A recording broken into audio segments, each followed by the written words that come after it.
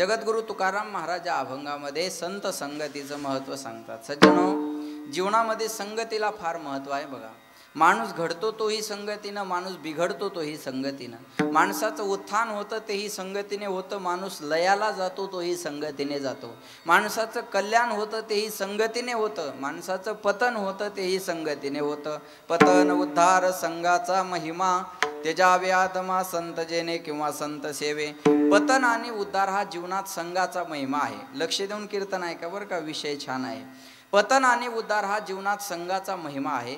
संगतीचा हा फार मोठा गुण आहे किंवा दुर्गुण आहे। ज्याच्या संगतीमध्ये माणूस राहतो त्याच्या अनुपस्थित सुद्धा माणूस त्याच्या मनाप्रमाणे वागायला लागतो। हा संगतीचा मानवी जीवनावर होणारा परिणाम आहे। राजकारणी लोकांची संगत करा, राजकारण शिकायला वेळ लागणार नाही। पहिलवानाची संगत करा, पहिलवानकी यायला वेळ लागणार नाही। पत्ते खेळणाराची संगत करा, रमी जुटी कळायला वेळ लागणार नाही। कीर्तनकाराचा संग करा, कीर्तन शिकायला वेळ लागणार नाही। ज्याचा संग जीवनामध्ये घडतो त्याचा रंग हा माणसाच्या जीवनाला चढत जात असतो। म्हणून आमच्या मराठवाड्यामध्ये एक अशी म्हण आहे, तुमच्या इकडं असेल तर बोला माया हो। ढवळ्या शेजारी पवळा बांधला, वान नाही पण गुण लागला। तुमच्याकडे पण आहे का? अरे वा वा वा, मला वाटलं बदल असेल। 450 किलोमीटर माझं गाव आहे, भागाभागात बदल असतो आहे का नाही। आमच्या इकडे मेल्यावर माणसं जळतात, तुमच्या इकडं जीव गेल्यावर का मग सारखंच आहे का नाही। एखादा काळा माणूस गोऱ्या माणसाजवळ बसला तर त्याच्या कलर बदलण्याची गॅरंटी मी देणार नाही, पण त्याच्या अंगातले गुण याच्या अंगात यायला मात्र वेळ लागणार नाही। हा संगतीचा मानवी जीवनावर होणारा परिणाम आहे। कबीरदास महाराज याच्यासाठी एक दोहा खर्च करतात, जो जैसी संगती करे वैसे ही फललीन, कदली शिप भुजंग मुख एक बूंद तीन गुण। एक पाण्याचा थेंब गरम ताव्यावर पडला तर त्याचं अस्तित्व संपून जातं। लक्ष देऊन आहे का बरं का। एक पाण्याचा थेंब गरम ताव्यावर पडला तर त्याचं अस्तित्व संपून जातं। तोच एक पाण्याचा थेंब कमळाच्या पानावर पडला तर मोत्यासारखा चमकतो, आणि तोच एक पाण्याचा थेंब वसंत ऋतूमध्ये जर शिंपल्यात पडला तर त्याचा मोती तयार होतो। पाण्याच्या थेंबामध्ये बदल नाही, संगतीमध्ये बदल आहे। संगत बदलली, परिणाम वेगळे वेगळे झाले। तसं प्रत्येकाच्या शरीरामध्ये आत्मतत्व एक आहे, पण संगतीनं घडतात आणि संगतीनं बिघडतात। तुम्ही शेतकरी मंडळी आहात, बोलत चला। एका विहिरीचं पाणी तुम्ही कारल्याला सोडा, ते कारल्याला कडू बनवतं, बरोबर आहे। त्याच विहिरीचं पाणी तुम्ही मिरच्याला सोडा, ते मिरच्याला बोला तिखट बनवतं, आणि त्याच विहिरीचं पाणी तुम्ही केळीला सोडा, ते केळीला गोड बनवतं। पाणी एकाच विहिरीचं आहे ना, पण कारल्याला कडू, मिरच्याला तिखट आणि केळीला गोड। तसं पाणी टाकळकरवाडीचंच आहे, नाही कळलं का तुम्हाला।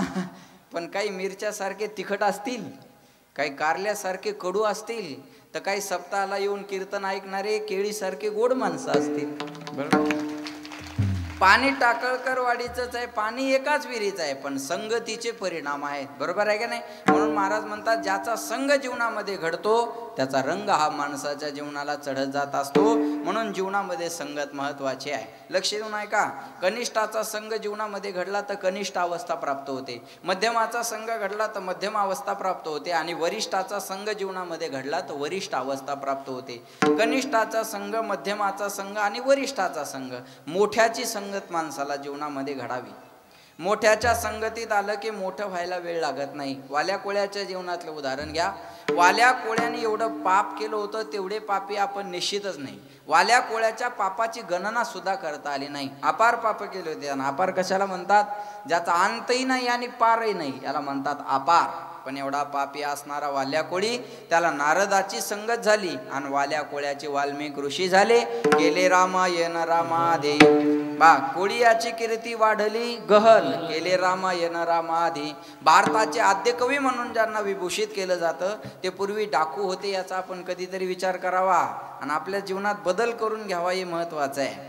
एक डाकू जर संतपदापर्यंत पोहोचू शकतो, एक डाकू जर भारताचा आद्य कवी होऊ शकतो, एक डाकू जर राम जन्माला येण्याच्या अगोदर रामायण लिहून ठेवू शकतो, तर आपण जीवनात का बदलू शकत नाही? आपण बदलत नाही, ही शोकांतिका आहे महाराज। वाल्या कोळ्यांनी कीर्तन ऐकलं असं एकही शास्त्रात उदाहरण सापडणार नाही।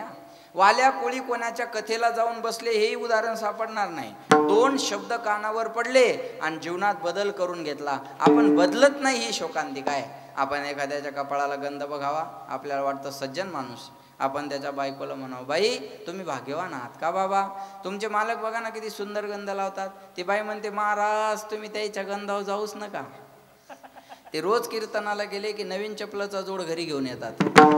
तुम्ही त्यांच्या गंधाकडे काय बघता, त्यांनी शेजाऱ्याच्या संडासमध्ये उभं राहून फोटो काढणार, सरकारचे 12,000 रुपये उचलून घरी आणले. तुम्ही त्यांच्या गंधाकडे काय पाहता. एकटा सरपंच गाव बदलू शकत नाही आणि एकटा पंतप्रधान देश बदलू शकत नाही. आता उन्हाळ्याचे दिवस चालू आहे अध्यक्ष, या आम्ही रस्त्याने चालता चालता पाहिलं, लोक एवढे इमानदार आहे, एवढे इमानदार आहे, एवढे इमानदार आहे, इथं पानपोईवरचा ग्लास सुद्धा साखळीने बांधून ठेवावा लागतो, एवढे इमानदार माणसं आहे. मंदिराच्या बाहेर सूचना असतात, पादत्राणे बाहेर काढा, बसमध्ये सूचना असतात, थुंकू नका. PMTत वाचलं मी, थुंकू नका. अरे PMT काय थुंकायची जागा आहे? या सूचना म्हणजे आपण सुज्ञ असल्याची पावती आहे. एकटे राजकारणी लोकच भ्रष्ट असतात असं म्हणणं 100% चुकीचं आहे. अहो कधीतरी आपलं स्वतःचं परीक्षण निरीक्षण आपण केलं पाहिजे ना. बुरा जो देखन मैं चला तो बुरा न मिलिया कोई, जब घट भीतर देखियो तो मुझसे बुरा न कोई. जगामध्ये पाहायला गेलो वाईट कोण आहे, तेव्हा स्वतःकडे पाहायची वेळ आली, मग कळलं अरे माझ्या एवढं तर वाईट या जगात कोणी नाही. विठाला विठाला.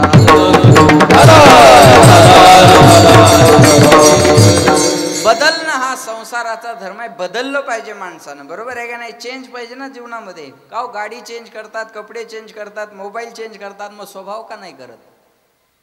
स्वभाव तोच का ठेवता बरं? ज्या गोष्टी इथून मागे करत आले तेच का ठेवता? बदल हवा आहे ना माणसाला, बदल आवडतो ना, मग बदल आपल्या वागण्यात सुद्धा झाला पाहिजे, बदल आपल्या स्वभावात सुद्धा झाला पाहिजे ना. कपडे बदलून माणूस सुखी होत नाही, स्वभाव बदलला तर माणूस सुखी होईल. कळलं माझं बोलणं? Adjustment is the best policy. जो ॲडजस्ट करतो तो सक्सेस होता असतो. विपत्ति का जीवन में आना पार्ट ऑफ लाइफ है, लेकिन उस विपत्ति में भी मुस्कुराते हुए जीना ये आर्ट ऑफ लाइफ है. नाही कळलं तरी वाजवा, चांगलं आहे.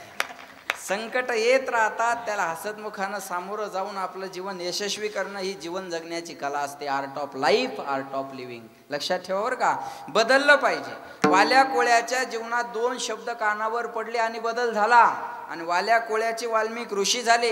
हे मोठ्याच्या संगतीत आल्याचे परिणाम आहेत. आता कनिष्ठाचा संघ बघा, अनमोल किमतीचा हिरा आहे. कुणाच्या घरी हिरा असेल आणि तो जर कन्फ्यूज असेल का भाऊ हिरा खरा आहे का खोटा आहे, तर खरा हिरा खोटा हिरा ओळखायचा कसा, त्याची महाराजांनी एक प्रक्रिया सांगितलेली आहे. लक्ष देऊन आहे का. हिरा आयरनीवर ठेवायचा. आयरन माहिती आहे सर्वांना, कुंभाराच्या घरी असते ती.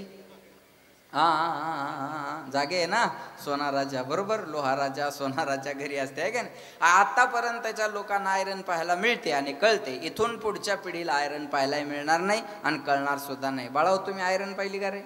आयरन पाहिली का नाही? त्यांचा दोष नाही, कॅम्प्युटरचं युग आहे. तुम्ही आयरन पाहिली का रे? नाही, बरोबर आहे. कॅम्प्युटरचं युग आहे. संसारती ती संसार, हा जो बदलत राहतो त्याचं नाव संसार आहे. ज्या पूर्वी गोष्टी होत्या त्या आता दिसत नाही, ज्या आता गोष्टी आहेत त्या येणाऱ्या 5 वर्षात राहणार नाही. बदलणं हा संसाराचा धर्म आहे. आजी तुमच्या जमान्यात पाणी भरायचं म्हणलं कुठं जावं लागायचं? बोला बोला बोला, तुम्हाला ऐकायला येतं ना माय? पाणी भरायचं म्हणलं कुठं जावं लागायचं? विहिरीवर, आहे का नाही. विहिरीवर जायचं, बादलीने पाणी काढायचं, आहे का नाही. हांड्यात टाकायचं, डोक्या हांडा घ्यायचा, रांनीत टाकायचं. किती कष्ट होते माय. आता ते कष्ट राहिले का? बोला. आता पाणी भरायचं म्हणलं की विहिरीवर जायचं नाही. आता गावाला टाकी, पाईपलाईनचा सप्लाय, दारात नळ, नळाला हंडा लावायचा आणि घरात पाणी न्यायचं. कष्ट राहिले नाही. आता त्याच्याही पुढची सुविधा आली. नळाला बी हंडा लावायची गरज राहिली नाही. नळाला नळी लावायची आणि नळी हंड्यात नेऊन टाकायची. काही दिवसांनी नवऱ्यानं पाणी मागितलं तर बाया नळीच त्याच्या तोंडात घालतील. कमी करायचं ना महाराज. जमाना बदलत चाललेला आहे. मला एका पोरानं 2-3 दिवसापूर्वी व्हॉट्सअपला मेसेज केला, म्हणे महाराज इथून पुढच्या पोरांना आईच्या पदराची सावली मिळणार नाही.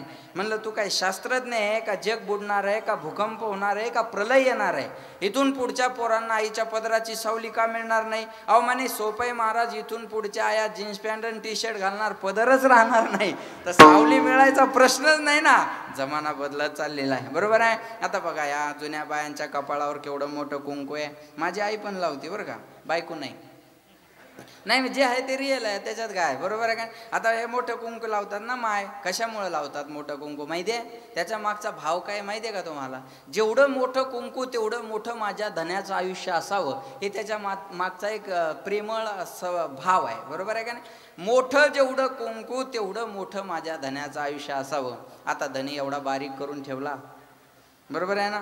बरं त्या धन्याचे एवढे आले, बाथरूममध्ये गेला का भिंतीला, लोक विचारताना आरशाला काय त्या धन्याला अशी इज्जतच ठेवली नाही बायानं, बरोबर आहे का नाही महाराज? बरं धने बी मॅचिंगचा केला काही बायानं. मी आता पुण्यात वगैरे कधीतरी आलो कीर्तनाला का पाहायला मिळतो बघा, म्हणजे जशी साडी तसाच ब्लाऊज, जसा ब्लाऊज तशाच बांगड्या, जशा बांगड्या तसा स्कार्फ, जसा स्कार्फ तशी सँडल, जशी सँडल तशीच ती पर्स. आणि एवढं नाही, टिकली सुद्धा त्याच कलरची असते मॅचिंग. अरे टिकली मॅचिंग असावी का? हा बरोबर आहे. अहो मॅचिंगचं कुठपर्यंत गेले आता खोळ. आमचा एक मित्र आहे बघा, त्याच्या लग्नाला मी गेलो आणि त्याची आजी रुसून बसली म्हातारी.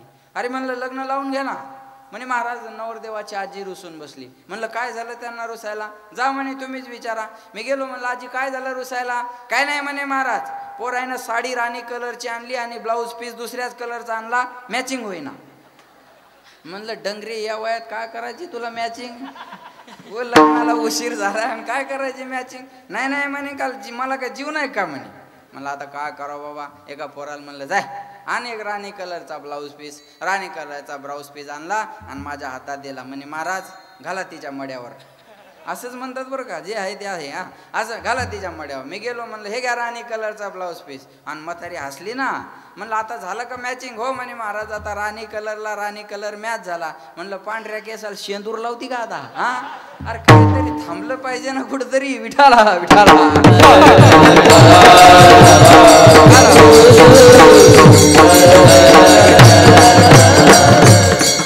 पाहिजे. जमाना बदलत चाललेला आहे, बरोबर आहे का नाही? पूर्वीच्या गोष्टी होत्या त्या आता दिसत नाही, आताच्या गोष्टी त्या येणाऱ्या 5 वर्षात राहणार नाही. आयरन ही लोहाराच्या सोनाराच्या घरी असते बरं का.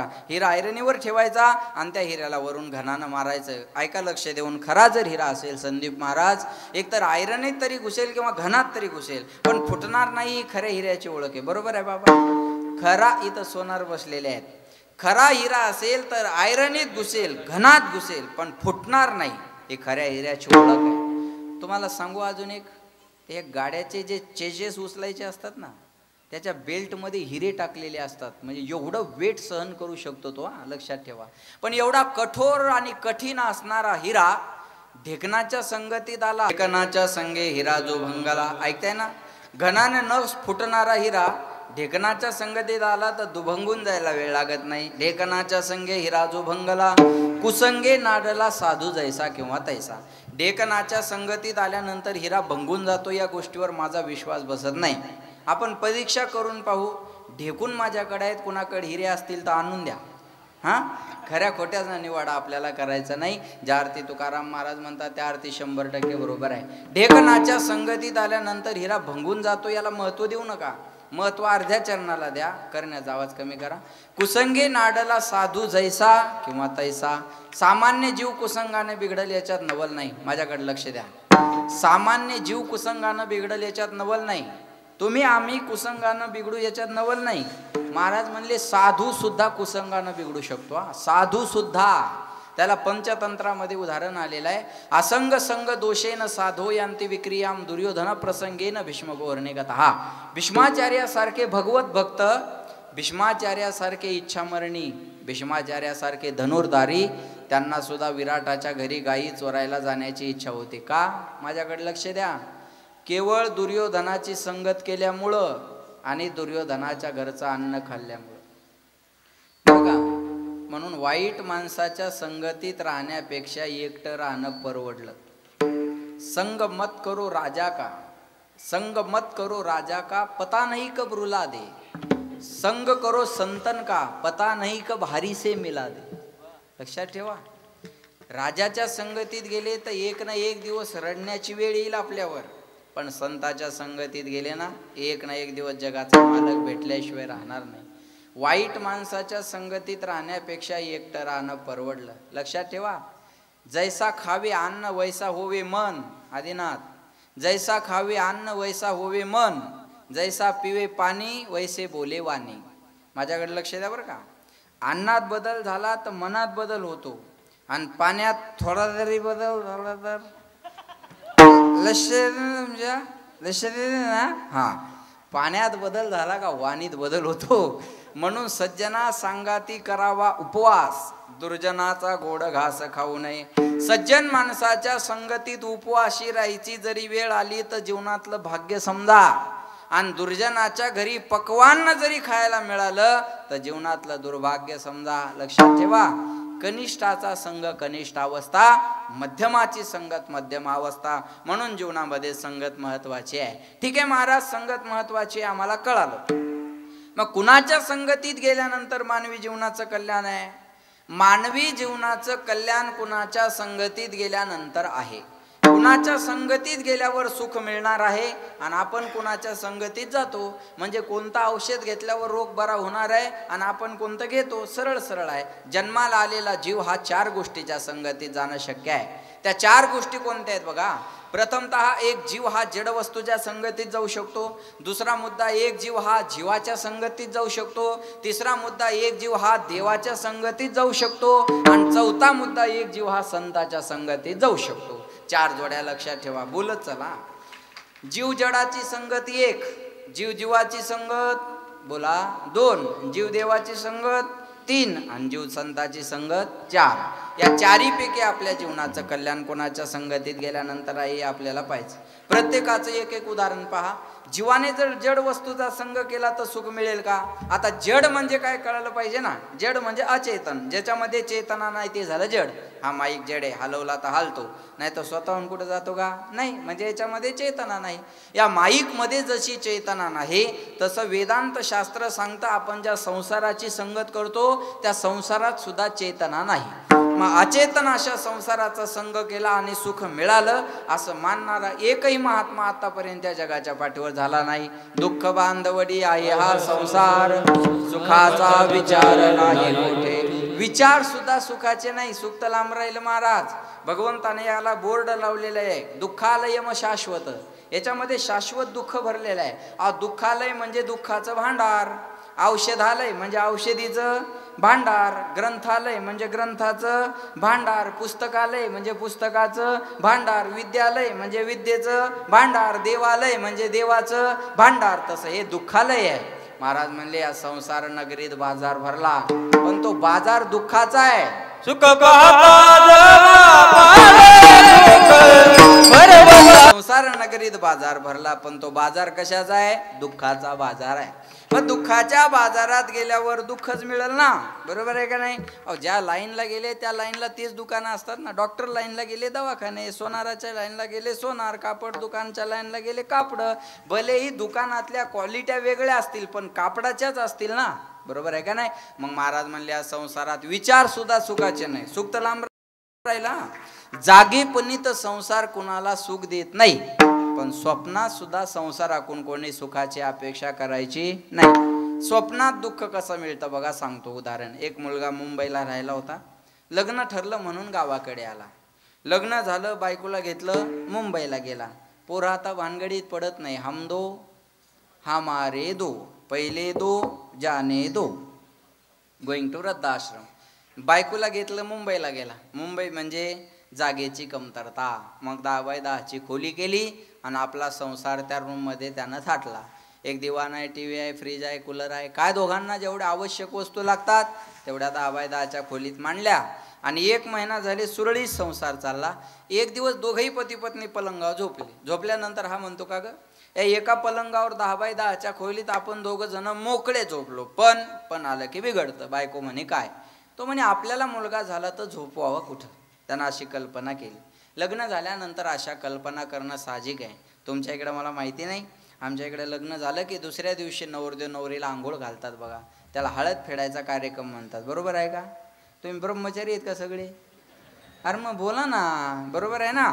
हळद फेडायचा कार्यक्रम म्हणतात. मग त्यांची आंघोळ झाल्यावर त्यांना एका बाजेवर किंवा पलंगावर बसवतात आणि एखादी बाई घरामध्ये जाते आणि पाट्यावरचा काय आणते?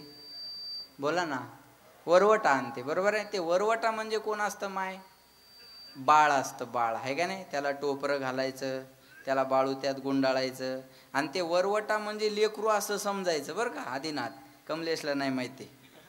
हां, मग ते असं त्या वरवट्याला धरायचं आणि बायकोनं म्हणायचं धरा धरा मला पाण्याला जायचं. नवऱ्यानं म्हणायचं धर धर मला कांदे चोराय जायचं, आपल्या शेतात जायचं. हां, नवऱ्यानं असतं का असं? असतं का असं? हां, ते असं नसतं का तुमच्याकडे? तुमच्या लक्षात नाही का? परत करा. काही आहे म्हणतात काही नाही म्हणतात, मी कन्फ्यूज झालो ना, बरोबर आहे. नाही प्रथा वेगळ्या, त्या बाळोत्यात त्याला खेळवायचं असतं ना, बरोबर आहे. आज जाऊ द्या, तुम्ही म्हणसाल एवढं तुम्हाला कसं काय माहीत, माझं झालंय म्हणून मला माहिती आहे. ते असं केल्यावर मी आमच्या आईला म्हणलं एकाचसाठी असतं, आईनं सांगितलं पुढं चालून तुमच्या जीवनात एखादा मुलगा मुलगी व्हावं, त्याच्यासाठी केलेली पूर्वकल्पना, अशा कल्पना करणं साहजिक आहे. तो म्हणे आपल्याला मुलगा झाला तर झोपवा कुठं. बायको हुशार होती, ती म्हणे याच पलंगावर आपण त्याला जागा करू, तुम्ही थोडं पलीकड सरका, मी थोडं अलीकड सरकन. दोघं करून पाहायला लागले प्रॅक्टिकली, बरं का. जसं काय खरंच पोरगं झालं. तो थोडा बाजूला झाला, ही बाजूला झाली, एवढी जागा जाईल. बघा म्हणे आता एवढ्या जागेत एक पोरगा मोकळं झोपल, काय चिंता करायची गरज आहे. तो तेवढ्यावर थांबला नाही. म्हणे जुळं झालं तर, जुळं कळतं तुम्हाला, आवळं जावळं, हां जुळं झालं तर. बायको म्हणे आणखी थोडं पलीकडं व्हा, मी आणखी अलीकडं होते, आणखी बाजूला झाला, एवढी जागा जाईल. बघा म्हणे आता एवढ्या जागेत 2 पोरं झोपतील, काय चिंता करायची गरज आहे. तो तेवढ्यावर थांबला नाही. म्हणे दोघाच्या पाठीवर मुलगी झाली तर, होणे जाणे काय नाही, फक्त जर आणि तरच्या गोष्टी. मुलगी झाली तर, बायको म्हणे आणखी थोडं पलीकड सरका, मी आणखी अलीकड सरकते, आणखी थोडं पलीकड सरकाय गेला, पलंग संपून गेला, धाडकन पलंग खाली पडला. महाराज त्याच्या कमरेचं हाड मोडलं. त्याला दवाखान्यात आपण आता कीर्तन झाल्यावर नेऊ. हा, माझ्याकडे वेळ कमी आहे, त्याची चिंता तुम्ही करू नका. मी त्याला माझ्या गाडीत घेऊन जातो, नाही तर कमलेश आदिनाथ कर देऊन टाकू त्याला, ते नेतील दोघं, नाही तर त्याला दवाखान्यात नेतील, नाही तर काहीतरी करतील, बरोबर आहे. मला फक्त एवढं सांगा, पलंगावून खाली पडून कमरेचं हाड मोडण्याचं जे दुःख त्याला केलं, सरपंच ते झालेल्या पोरानं केलं का न झालेल्या? न झालेले जर कमरेचे हाड मोडतात, झालेले का टाळ घेऊन उभं राहणार आहेत का? जे राहिले ते भाग्यवान आहेत. जागेपणी तर सुख नाही हो.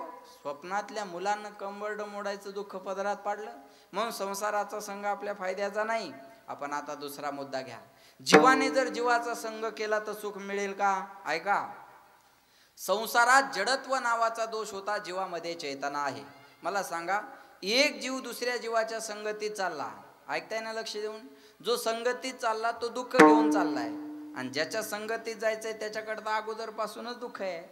एकादशीच्या घरी महाशिवरात्र जेवाय गेली, यंदा आलती, बरोबर बरोबर आहे ना. एकादशीच्या घरी जर महाशिवरात्र जेवाय गेली तर कोणाला पोटभर खायला मिळेल? नाही कळलं?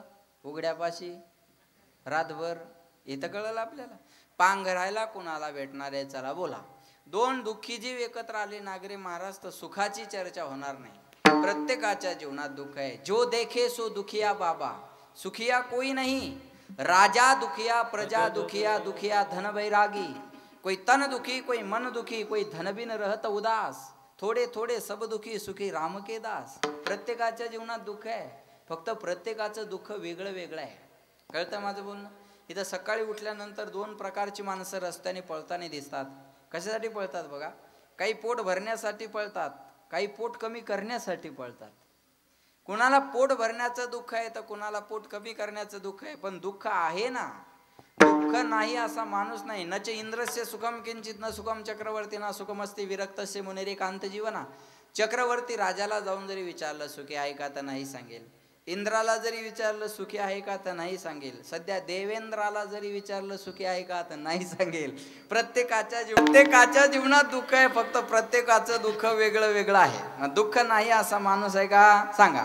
मग दुःखी जीव एकत्र आले तर सुखाची चर्चा होईल का? उदाहरण घ्या. तिखट अधिक तिखट इजिकल टू गोड. बाळाओ, तिखट अधिक तिखट इजिकल टू गोड. मग तिखट अधिक तिखट बरोबर डबल तिखट. नुसतं तिखट नाही, डबल तिखट. अधिक म्हणल्यावर डबल आहे का नाही? लक्ष द्या. गोड अधिक गोड बरोबर तिखट. बोला. गोड. मूर्ख अधिक मूर्ख बरोबर शहाणा. Double graduation. किती जरी मूर्ख एकत्र आले तर एक शहाणा माणूस होऊ शकत नाही. एक मूर्ख माणूस दाढी करायला गेला सरपंच, आणि त्याची दाढी सुरू झाल्यावर तो नाव्याला म्हणे, का हो तुम्ही किती वर्ष झाले दाढ्या करता? नावी म्हणे, बाबा मी 15 वर्ष झाले दाढ्या करतो. हा मूर्ख म्हणे, मग 15 वर्षात कधी तुम्हाला गाढवाची दाढी करण्याचा प्रसंग आला का? नावी म्हणे, पहिलाच टाइम. ज्यांना कळलं त्यांना धन्यवाद, बाकीच्या प्रसाद घेतल्याशिवाय जाऊ नका. असे किती मूर्ख एकत्र आले म्हणजे एक शहाणा होईल? होणारच नाही ना. तसं किती जरी दुःखी जीव एकत्र आले तर सुखाची चर्चा होणार नाही. कॉलेजचे मुलं मुली भरपूर आहेत म्हणून उदाहरण सांगतो बघा.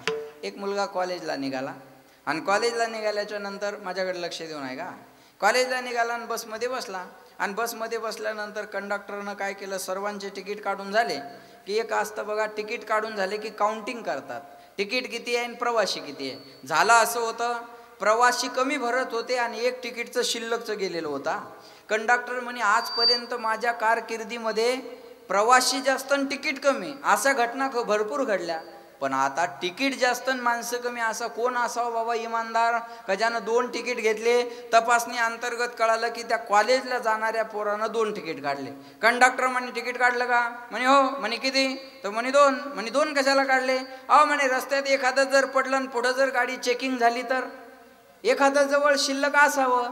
कंडक्टर म्हणे मग दोन्ही हरवले तर पास आहे ना म्हणे माझ्याकडे. कळलं का तुम्हाला? असे किती मूर्ख एकत्र आले म्हणजे शहाणा होईल, होणारच नाही. किती जरी दुःखी जीव एकत्र आले तर सुखाची चर्चा होणार नाही. जीवामध्ये चैतन्य आहे पण परिपूर्ण नाही, म्हणून जीवाचा संघ सुद्धा आपल्या फायद्याचा नाही. आपण आता देवाच्या संगतीत जाऊ. देव चैतन्य आहे, परिपूर्ण आहे, पण संघ करू देणारा पाहिजे ना. आपण लाख म्हणा मी पांडुरंगाचा भक्त आहे, काय फायदा नाही. पांडुरंगानं कधीतरी म्हणावं हा माझा भक्त आहे, त्याला किंमत आहे. एक दोन्ही डोळ्यानं आंधळा माणूस मंदिरात चालला होता. लोक त्याच्याकडे पाहून हसत होते. आंधळ्या, कशासाठी मंदिरात चाललास? तुला का देव दिसणार आहे का, मंदिर दिसणार आहे का, मूर्ती दिसणार आहे, कशासाठी वेळ वाया घालवतो? त्या आंधळ्यानं उत्तर फार सुंदर दिले, मी देवाला पाहण्यासाठी मंदिरात जातच नाहीये, मग देवानं मी आलेलं पाहावं याच्याकरता मी मंदिरात जातो. आपल्या प्रेमाचा स्वीकार त्यानं केला पाहिजे ना. अहो त्याने प्रेमाचा स्वीकार नाही केल्यावर काही फायदा आहे का? बोला. त्यानं आपल्याला संघात घेतलं पाहिजे ना.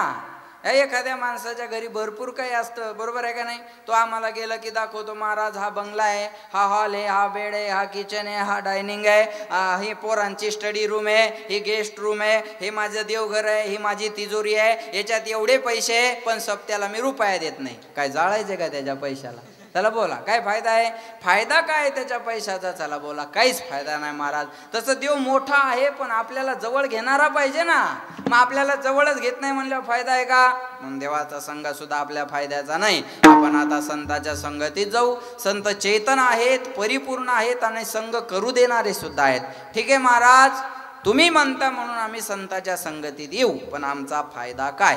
जगाच्या पाठीवर लोक 2च गोष्टीचा विचार करतात, एक तर फायदा नाही तर लॉस, तोटा. बरोबर आहे?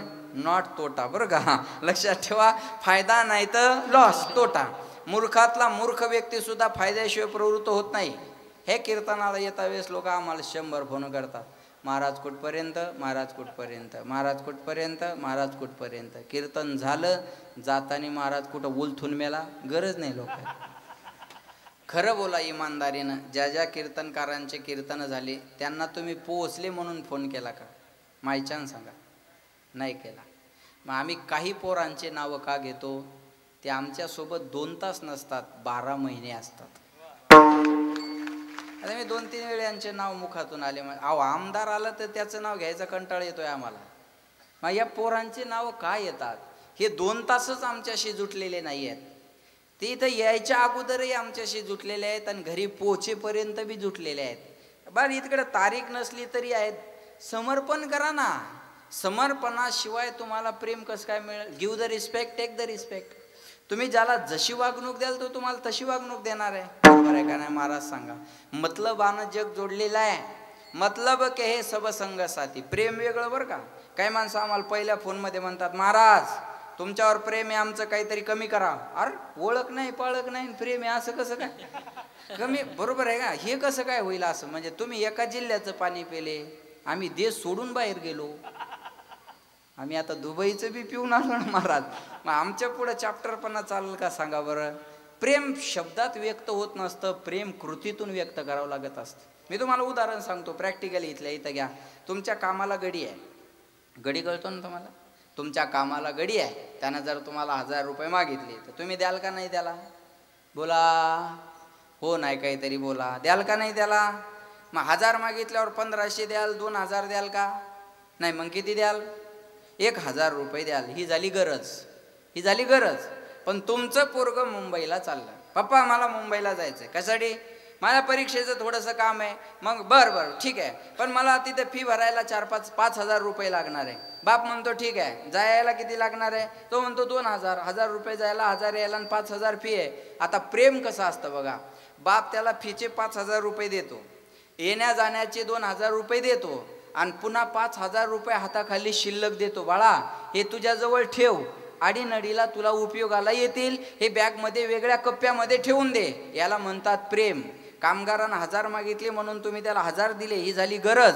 पोरानं 7,000 मागितले, तुम्ही त्याला 12,000 दिले. तसं तुम्ही म्हणा महाराज हे ठरलेले तुमचे एवढे, हे तुम्हाला डिझेलला आणि गाडीला एवढे, हे ड्रायव्हरला मेंटेनन्सला एवढे, आणि कधी गडी आडीनडीला गरज पडली तर हे 5-50 हजार ठेवा तुमच्याजवळ. याला म्हणतात प्रेम. बरोबर आहे का नाही? तुम्ही या वर्षी जर एवढं केलं तर मी पुढच्या वर्षी तुम्हाला पैसे ठरवल का? बोला बोला बोला बोला. नाही ना, तुम्ही तसं प्रेम द्यावं लागेल ना. सांगा, मतलबानं जग जोडलेलं आहे. महाराज आम्ही संतांच्या संगतीत येऊ, पण आमचा फायदा काय? तुकाराम महाराजाला माहिती होतं फायद्याशिवाय लोक इकडे येणार नाही. महाराज म्हणले बाबा हो, तुम्ही संतांच्या संगतीत आले ना, तुम्हाला एक उत्तम प्रकारचा लाभ होणार आहे. त्या अभंगाच्या पहिल्या चरणात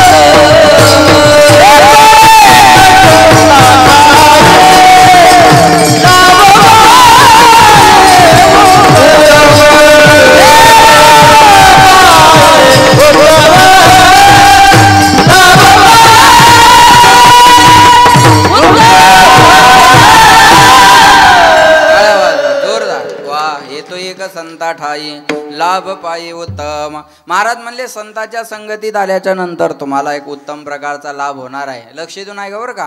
हे तो एक संता ठाई लाभ पायी उत्तम. लाभाला उत्तम हे विशेषण दिलेलं आहे. सामान्य लाभ वेगळा, उत्तम लाभ वेगळा. आपण ज्याला लाभ म्हणतो तो या दोन्हीपेक्षा वेगळा.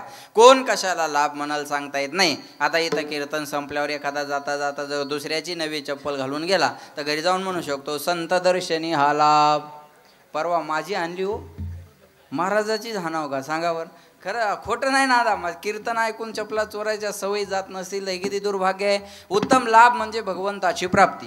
भगवंताची प्राप्ती हा जीवनातला उत्तम लाभ आहे. आणि तो उत्तम लाभ तुम्हाला होईल पण कधी?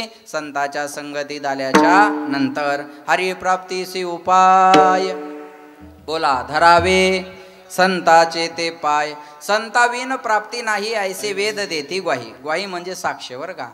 वेदाने सुद्धा साक्ष दिलेली आहे. भगवंताची प्राप्ती करून घ्यायची असेल तर संत संगतीत येणं गरजेचं आहे. जगत हे कोर्ट आहे, परमात्मा जज आहे, तुम्ही आम्ही आरोपी आहे, संत म्हणजे वकील आहे. आपल्या जीवनात वकिलाचं काम संत करत असतात.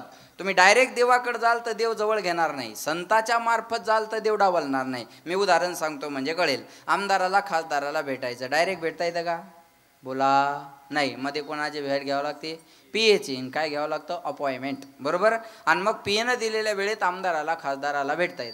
आम्ही 2-3 वेळ मुख्यमंत्र्याला भेटलो. मग डायरेक्ट भेटता आलं का आम्हाला? नाही, आम्हाला परवानगी घ्यावं लागली. रीतसर त्यांच्या कार्यालयाचं लेटर आम्हाला आलं, मग त्या वेळेत आम्हाला त्यांना भेटता येईल. डायरेक्ट कसं भेटता येईल हो? अहो, तालुक्याचा प्रतिनिधी आमदार आहे तर त्याला डायरेक्ट भेटता येत नाही. जगाच्या मालकाला डायरेक्ट कसं भेटता येईल हो? त्याचे कोणीतरी पिये असतील ना. मग जगाच्या मालकाकडे जायचं असेल तर तुम्हाला संताच्या मार्फत जावं लागेल. जसं लेकराला बापाकडे जायचं असेल तर आईकडून जावं लागेल. मी उदाहरण सांगतो म्हणजे कळेल. एखादं छोटं पोरग सकाळी सकाळी उठलं, माया हो, ऐकताय ना तुम्ही? ऐकताय ना? बोलता येते ना तुम्हाला? मग बोला ना. नवऱ्याला जेवढं जोरात बोलता तेवढं तर जोरात बोला.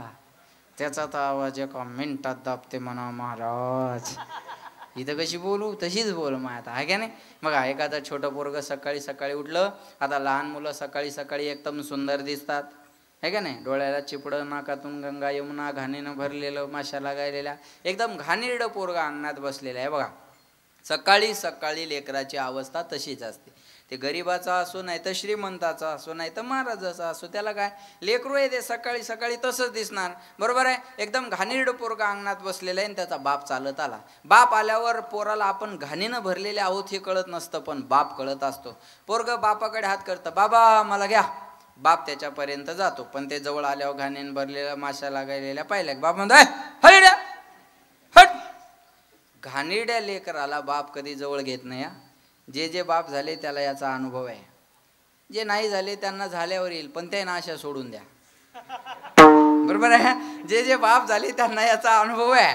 घाणेरड्या लेकराला बाप कधी जवळ घेत नाही, पण त्याच घाणीनं भरलेल्या पोराला आई प्रेमाने उचलते. बरोबर आहे का नाही? किती अमंगळ असू द्या बरं का, आईला त्याचा कंटाळा येत नाही. उचलोनी करी कंठी लावी. महाराज म्हणले ते अमंगळ असू द्या, लुळा असू द्या, पांगळा असू द्या, बहिरा असू द्या, मुका असू द्या, कसं जरी असलं तर जिचं तिला आवडतं. एका बाईन मला चहा प्यायला नेलं बाबा. तिचं पोरग अंगणात बसलेलं, दिवसा बॅटरीन पाहावं लागलं एवढं गोर, नाकातून गंगा यमुना, घाणीन भरलेलं, माशा लागायला, तरी त्याच्या आई मला म्हणते, महाराज मा वाघ कसा बसला? म्हणलं चांगला बसला, तसाच बसू दे, चहा असतो, त्याला हात लावू नको तू आता. जिथं तिला आवडतं. बरोबर आहे का नाही? मग आईनं त्या पोराला बाथरूममध्ये नेलं, त्याला साबण लावून आंघोळ घातली, टॉवेलने कोरडं केलं, छान कपडे घातले, गंध लावला, पावडर लावला, आणि सुंदर सजून झालं की त्याचा चेहरा हातात धरते. पहिलेच लहान मुलं दिसायला सुंदर असतात बघा. आता ती किती क्यूट दिसती पोरगी. आम्ही सरपंचाच्या घरी गेलो, ती नात आहे का तुमची? किती गोड दिसते ती, पण तिला ओळख नाही लागत. मी असा हात केला, आली ती माझ्याकडे, एकदम सुंदर. लहान लेकरं एवढे सुंदर दिसतात, आणि ते मेकअप केला, शृंगार केला की ते अधिकच सुंदर दिसतं. मग आईला भीती वाटते, आता माझ्या सोन्याला कोणाची तरी बोला नजर लागेल. मग काजळाच्या डबीत बोट बुडवते आणि त्याच्या गालावर एक काजळाचा काळा टिपका लावते, याला कोणाची नजर लागू नये. ऐका, एकदम गोऱ्या गोऱ्या गालावर एकच काजळाचा काळा टिपका, त्या पोराची सुंदरता त्यामुळं आणखी वाढते. ते दूषण त्याच्यासाठी भूषण ठरतं. आणि मग ते सजलेलं पोरग अंगणात येऊन उभं राहतं. बापाचं काम आटोपलं की बाप घराच्या बाहेर निघाला आणि सहज पोराकडे नजर गेली. बाप तर आश्चर्यचकितच, काय होतास तू? हा, काय झालास? हा, बस बस बस बस बस बस बस लक्ष देऊन ऐका, काय होता काय झाला, बापाला मोह आवरला नाही. लेकरू कुणाचंही असू द्या, सुंदर असलं का घ्यावं असं वाटतं. मी घेतलं का नाही त्या मुलीला? बसली 2 मिनिटं नंतर गेली. लेकरू सुंदर असलं की कुणालाही घ्यावं वाटतं. आता त्याचा बापाला मोह कसा आवरेल हो? एवढं सुंदर दिसायला लागलं म्हणलं, बाप पोराला कळतो, सोन्या चल चल चल चल चल. पोरगा म्हणतो, हट, अब हमें आपकी जरूरत नाही आहे, आता नाही येणार मी. जात नाही ते लेकरू. बरोबर आहे? मटकतं ते, मटकतं म्हणतात ना, आहे का नाही? जात नाही. अगोदर मुलगा बापाकडे जाण्याची अपेक्षा करत होता, तेव्हा बापाने त्याला घेतलं नाही. का नाही घेतलं? बोला, घाणीनं बोला, घाणीनं भरलेलं होतं. आता बाप अपेक्षा करतो यानं माझ्याकडे यावं. कशामुळं? स्वच्छ होऊन आलं, सुंदर होऊन आलं, मेकअप करून आलं, शृंगार करून आलं. कुणाच्या मार्फत? बोला, आईच्या. लेकराला कळतो का मेकअप? लेकराला कळतं का शृंगार? त्याच्यासाठी कुणाची गरज आहे? आईची गरज आहे. आईच्या मार्फत सजून आल्यामुळं बाप अपेक्षा करतो यानं माझ्याकडे यावं, पण पोरग जात नाही. तसं तुम्ही आम्ही देवाचेच लेकर आहोत. ममे वंशो जीव लोके जीव भूत सनातना मनशिष्टानि इंद्रियानि प्रकृती स्थानी कर्षदी. आपण देवाचे लेकर आहोत, पण डायरेक्ट बापाकडे जाल तर आपण घाणीनं भरलेले आहोत. मग एखादी माऊली सारखी, तुकोबारायासारखी संत रूपी आई आपल्याला भक्तीचा मेकअप करेल आणि भक्तीचा मेकअप करून अंतःकरण स्वच्छ करून जेव्हा देवाच्या दारात पाठवेल तेव्हा देव म्हणाल तुम्ही माझ्याकडे या. पण तेव्हा तुम्ही देवाला म्हणसाल देवा आता माऊली सोडून आम्हाला तुझी सुद्धा गरज नाही. धरी तिजे हाती संत कृपावंत पाळी पंढरीनाथ लळा त्यांचा. तुका म्हणे तुम्ही नीरविल्यावरी मग मज हरी उपेक्षेना. तुम्ही एकदा कुरवाळून पाठवला ना मग देवाकडे जायला मला भीती नाही. इको द्यायला शाम तेरे मिलने का सत्संग ही बहाना है. राधे तेरे मिलने का सत्संग ही बहाना है. मथुरा में ढूंढा तुझे गोकुल में पाया है. हो मथुरा में ढूंढा तुझे गोकुल में पाया है. वृंदावन की गलियों में मेरे श्याम का ठिकाना है. श्याम तेरे मिलने का सत्संग ही बहाना है. सूरत में ढूंढा चंदा में पाया है. वो सूरत में ढूंढा चंदा में पाया है.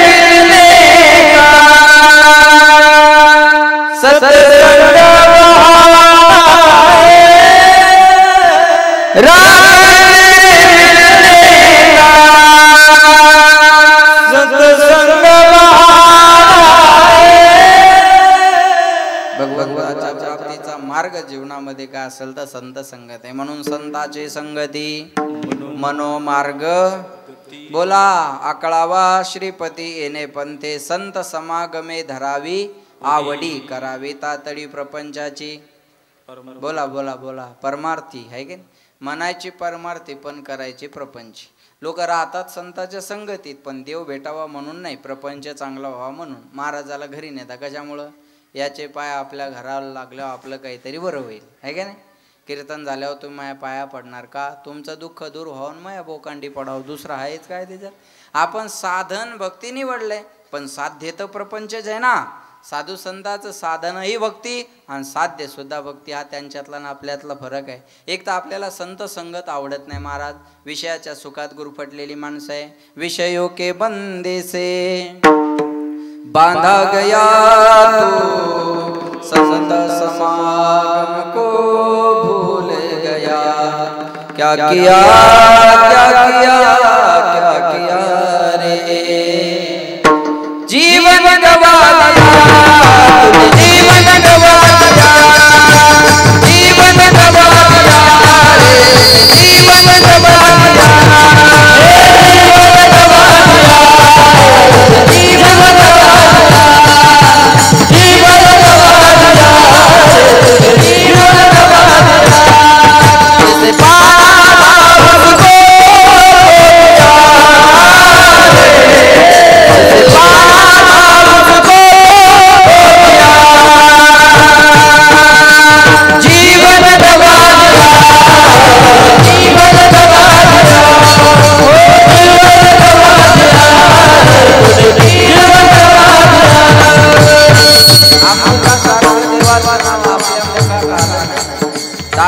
आयुष्याची बर्बादी. अमृत छोड़ा पिता है शराब रे, भगवान के नाम से मोह मोड़ लिया. क्या किया क्या किया क्या किया रे, क्या किया क्या किया क्या किया रे.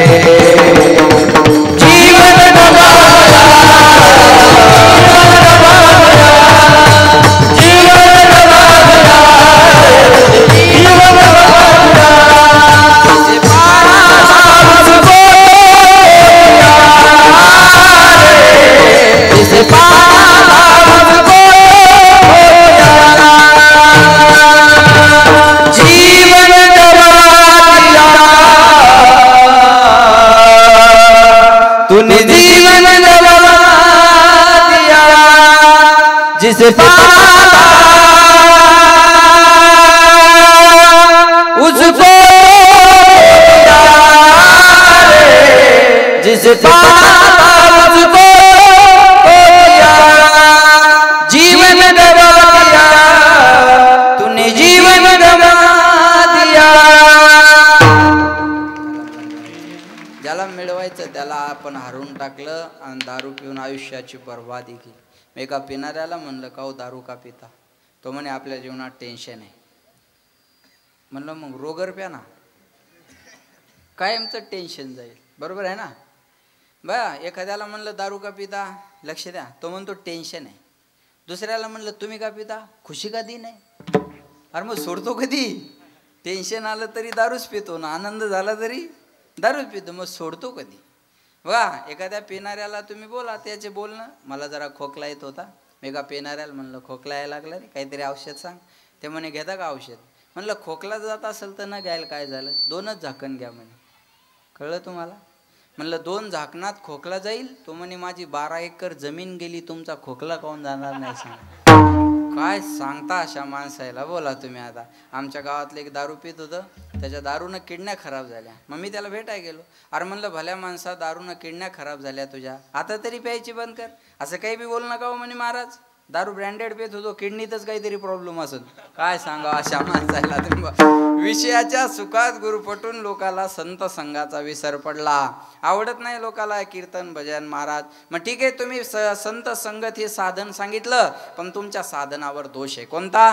संत या साधनावर दुर्लभत्व नावाचा दोष आहे. संत का चौकात चौकात बसले का या आणि लाभ करून घ्या, आणि लाभ करून घ्या. बहु अवघड आहे संत. संत भेटणं अवघड, ओळखणं तर त्याच्यापेक्षा अवघड. चुकीच्या माणसाला लोक संत म्हणतात आणि ते चुकले की खऱ्या संताला बदनाम करतात. संत चुकत नाही, जो चुकतो तो संत नाही. आपल्या ओळखण्यात चूक होते. टीव्हीवर पाहून लोक गुरु करतात आणि तो जेलात गेला की बोंबलत बसतात. बरोबर आहे ना? आपल्या लोकायला सांगायची आवड आहे फक्त. आता सांगितलं सानप महाराजाच्या पायाला हात लावल्यावर पोरगं होतं, पाय तोडून नाही बसली. आपल्या लोकायला फक्त सांगायची आवड आहे महाराज. बरोबर आहे? 2 नवरा बायको माझ्या दर्शनाला आले, दोघांनी 100 रुपये दिले आणि दर्शन घेतलं. माझं मोकळ्या हातानं कोणी दर्शन घेत नाही. म्हणजे तुम्ही पैसे देऊन घ्यावं याच्यासाठी सांगितलं नाही बरं का. दोघांनी 100 रुपये दिले, दर्शन घेतलं. नंतर तो माणूस म्हणे महाराज ही माझी मंडळी. मंडळी कळते ना सगळ्यांना, तेवढंच कळतं म्हणा, बाकीचं काही कळत नाही. हा ही माझी मंडळी आहे म्हणे. म्हणलं चांगली गोष्ट आहे. म्हणे गरोदर आहे. म्हणलं त्याच्यापेक्षा चांगली गोष्ट आहे. सांगा म्हणे हिला काय होणार आहे. म्हणलं मला कळत असतं भाई हिला काय होणार आहे, पण म्हणलं नाही सांगावं तो 200 वापस घेते. सांगाव हुकलं तर पंचायत, पण केलं धाडस. म्हणलं यांना मुलगा होणार आहे मुलगा. ते म्हणे नाही झाला तर. म्हणलं मुलगी नक्की होणार, चिंता करू नका. काय सांगावं अशा माणसाला. एवढं मला कळालं असता तर मी असा बोंबलत फिरलो असतो का? एका जाग्यापासून धंदा चालू केला असता. नारळ 200 रुपये पोरग, नारळ 200 रुपये पोरग, नारळ 200 रुपये पोरग. चालू द्या दिवसभर, काही टेन्शन आहे का? चुकीच्या श्रद्धा असावी, अंधश्रद्धा नसावी. श्रद्धा असावी, अंधश्रद्धा कोणी सांगितली तुम्हाला? तुकाराम महाराजानं माऊलीनं तुम्हाला दोरीन गंडा दिला नाही, गाथा आणि ज्ञानेश्वरी दिली. माऊलीनं ज्ञानेश्वरी दिली, तुकाराम महाराजांना अंगारान भंडारा नाही दिला तुम्हाला. तुम्हाला गाथा दिला. तो गाथा वाचान माथा जाग्यावर आणा.